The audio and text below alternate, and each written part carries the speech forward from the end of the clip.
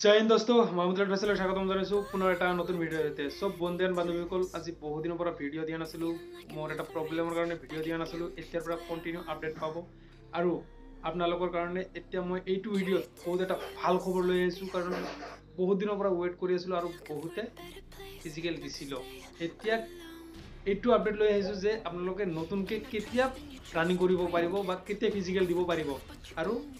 কেতিয়াৰ পৰা ষ্টাৰ্ট হ'ব এডমিট কাৰ্ড কেতিয়াৰ পৰা দিব মই সকলো কথা এইটো ভিডিঅ'ত জনাই দিম আপোনালোকক চ' ভিডিঅ'টো শেষলৈকে চাব স্কিপ নকৰিব আৰু যদি এই চেনেল নতুন আছে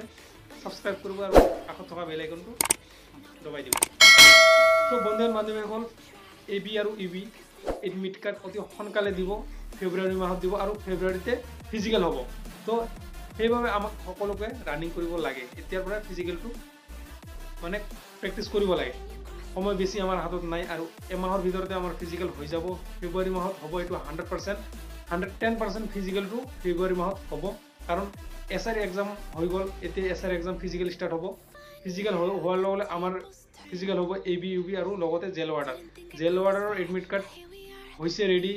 আৰু এ বি ইউ বিৰো ৰেডি হৈছে একেলগে দিব চ' কোনো টেনশ্যন নাই এইবাৰ নতুনকৈ হ'ব আৰু বহুতে মোক কৈছে যে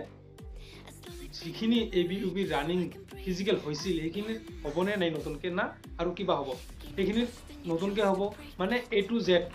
যিখিনি ল'ৰা ছোৱালী আছে ফিজিকেল দিয়া হওক নিদিয়া হওক সকলোৰে নতুনকৈ হ'ব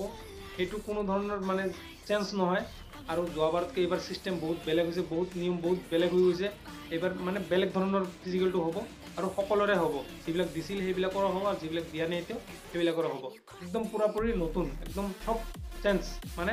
চব নতুন হ'ব সকলোৰে নতুন হ'ব এইকাৰণে ভালকৈ ৰানিং কৰক আৰু নতুনকৈ ৰানিং কৰক বহুতে ৰানিং কৰিছে ফিজিকেল দি আহিছে এইকাৰণে ৰানিং কৰা নাই যে বোলে আমাৰ সেইখিনিতে হৈ যাব এইটো ভুল কথা এইটো নহয় কাৰণ নতুনকৈ আৰু এবাৰ ফিজিকেল দিব লাগিব চ' ফিজিকেলৰ কাৰণে ৰেডি হওক ফিজিকেলৰ এডমিট কাৰ্ড পাব আৰু বেছি দিন নাই এইটো জানুৱাৰী মাহৰ খতমেই হ'ল ফেব্ৰুৱাৰীৰ পৰা ফিজিকেল ষ্টাৰ্ট হ'ব চ' ভালকৈ ৰানিং কৰক ভালকৈ প্ৰেক্টিছ কৰক আৰু লগতে এছ আই যিখিনি কেণ্ডিডেট আছে ভালকৈ প্ৰেক্টিছ কৰি আছে ভালকৈ ৰানিং কৰিব বেষ্ট অফ লাক কাৰণ